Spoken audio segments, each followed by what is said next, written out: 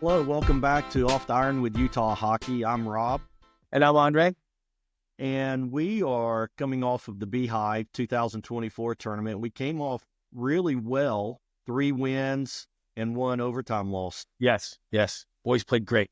Played really well. What did you mostly get out of that tournament? And then we can talk about what we got forward. But I just thought it was almost as good as you could get, except for 4 wins. But the way the team looked, we just looked strong.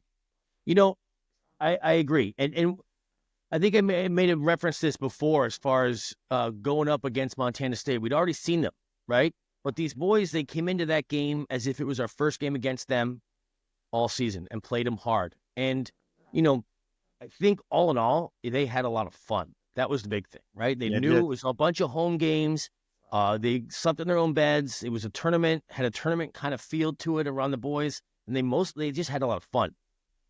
The fun part, the team dinner, we were looking forward to that. It took a month or 2 to plan that. But then the thing I pulled out of it, I was thinking of, Andre, is how many of our players got to play? The coach, we talked about that in the last episode. I didn't think about that. Our coach used our whole bench, the guys, and we looked strong from top to bottom. I would agree. When you look at that and you see the guys that are in the stands that are not dressed, and then the number of them, and that the fact that coach was still able to put together a solid lineup was impressive. So one of the things that we wanted to get in this podcast is be able to talk about who our conference is. So we're in the new conference, the Mountain West Collegiate Hockey League. We do have 10 teams. We've got Montana State, who we've run into, and Weber State. We knew about them. We're ranked number 3 right now out of 10, but we're strong number 3. Below us is Utah State, University of Providence, University of Montana, Boise State at 7, and then Utah Valley at 8, Montana Tech at 9, and then they final with Idaho State at 10. And those are 2 teams we get to see next year. We come back from Christmas break. But right now, what we got to get ready for this weekend is who? Utah Valley, right? No, Utah State. Utah State, excuse me. I keep confusing them. I know. And these are 2 big games, right? Because Utah State is 2 points behind us in the standings, right? And we're only 2 points out of second place, right? So when you have 2 games against a team that's 2 points behind you, that's the definition of big games right there. Don't you think? I do. I mean, me being from Texas, I had to go to the Dallas Stars against Colorado Avalanche, and we were neck and neck, and we got that win, go up by 2. Sorry, Rick Wiener, but we finally climbed up. But those head-to-head games are big. So as we get to play Utah State, and they're right behind us, that's where you really play those games, right? When you play those games, those are really 4-point swings, if you think about it, right? Because when you're lined up with another team that's right next to you in the standings, either right above or right below, you got to think of that. And I know the coach will. You have to think about that's as a 4-point swing, either way.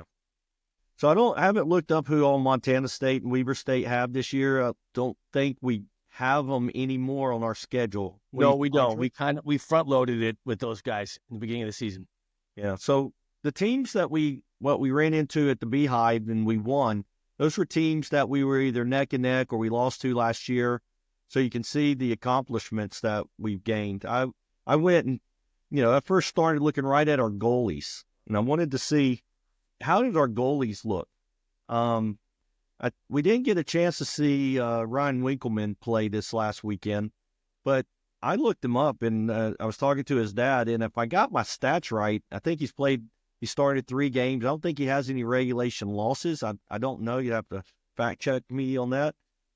But he was showing up, and so his save percentage is .89. What is that one of the stats, Andre, that you look at when you're evaluating a goalie? Yeah, so when you look at a goalie, you look at 2 things, right? You look at save percentage, and then you look at GAA, goals against average.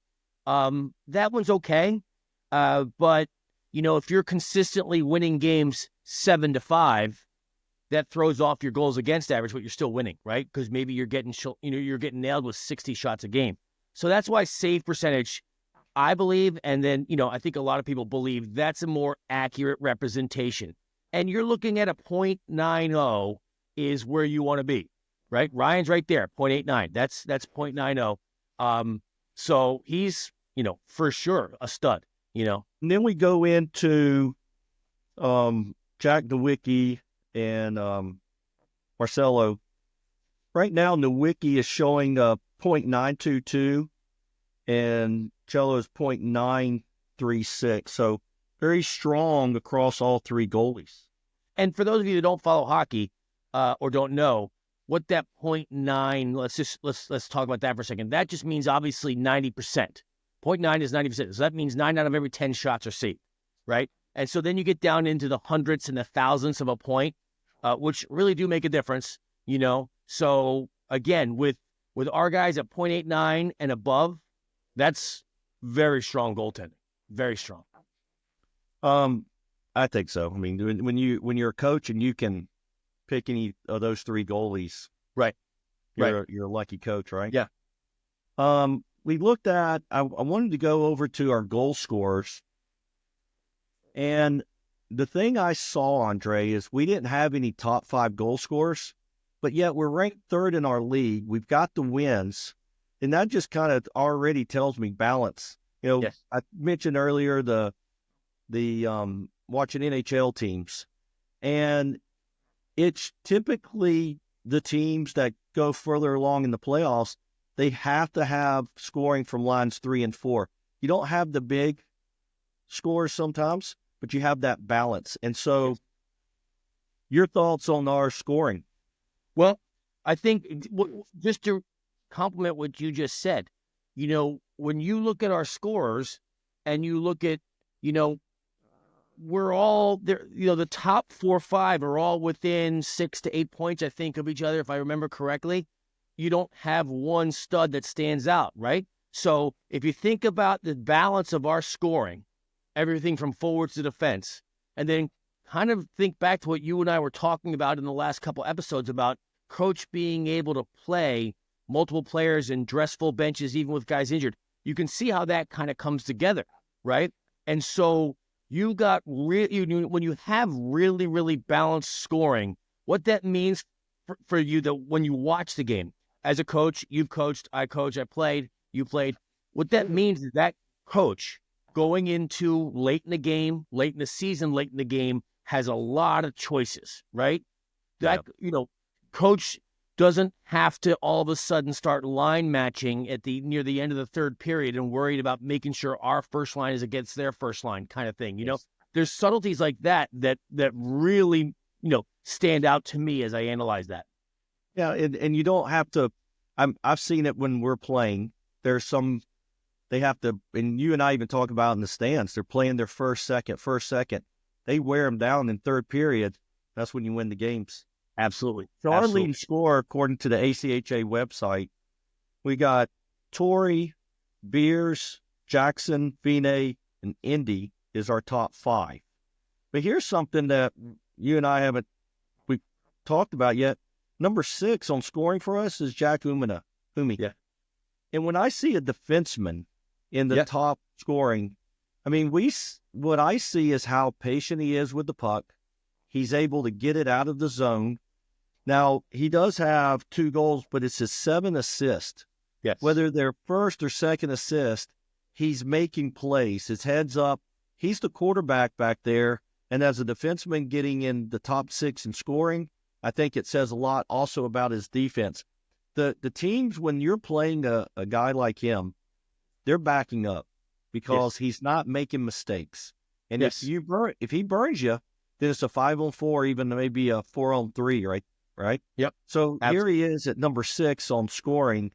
We have one of our newer players, Ethan Overman, is at number 8 defenseman. Also defenseman, yes. With 2 goals and 6 assists. Again, same compliments to him. Max Hovey, he's coming in at number 9. He's been hurt. He hasn't been playing as many games. He's had a upper body injury, as we like to say. Not going to say what it is, but he has an upper body injury. But when he gets going, we said that in the last, where we have to be. So going into the end of the year in playoffs, I think if I had my numbers right, Weber State was leading last year. Yeah. In the beginning, but then they kind of fell off. I don't know how deep their bench was. Don't quote me on that. But here we again are talking about how deep our bench is when you're missing Max Hovey, which, is in our top 5 last year scoring. Mm-hmm. And here he is at number 9. So wait till he comes back after Christmas break. We've got Ben Wings. He has missed some games. Watch when he comes back. We have some other players, but just looking at all that we have and just a bunch of great guys there that we're still... Well, and don't forget our power forward, Reed Pittman, okay?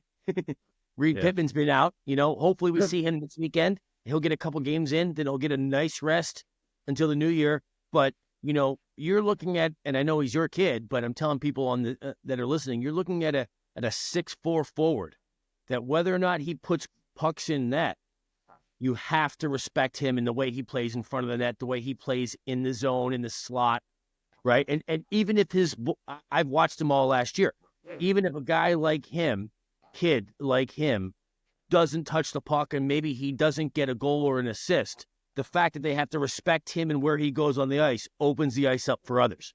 And he loves to cause havoc in front of the net, which is what you need. So yeah, we've got some... we're in a good place with some guys coming back, for sure. Max Hovey is looking forward to him coming back. Here's 2 players I'm looking forward to turning it up also. Cole Turner and Evan Richards. Those 2 are other 2 big bodies to have out there that can mix it up. Donnie O'Shea, he will mix up. I'm trying to see if I see his penalty minutes.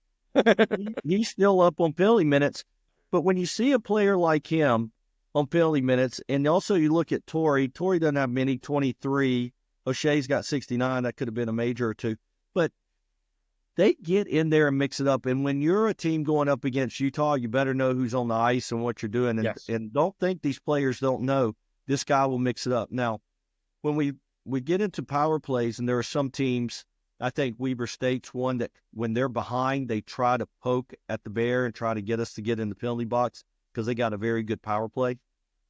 Agreed. And we have to respect that and understand. But our guys from O'Shea will mix it up, all of them.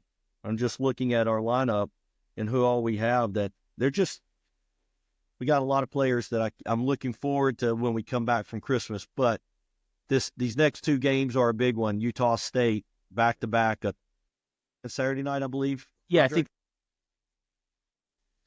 Yeah, and I think the boys are going to be up for it. But like you said, and we talked about, these guys are right behind us in the standings, right? Yeah. So, these are the big games. Well, it's been fun talking to you. I'll get this published up to our 15 fans or so that like to watch this about what do we have coming up. We got Utah State. We've got some players coming back after Christmas break. We're holding very well at where we are. I'm very pleased. Our coaches are doing a great job, and our players also staying with the system. Just been good. There's I'll try to learn how to put little links down here. I'm been learning that for I call it UniversityUtahHockey.com, and then you also mentioned SkatingUtes.com. SkatingUtes.com. And so with that said, we're hitting up on our 15-minute mark, but it's always great to talk to you about hockey. I'm looking forward to seeing Andre back out there and a lot of these other players as well. So, we'll talk to you here on the game Friday. Yeah, sounds good. Have a good one. Have a great day.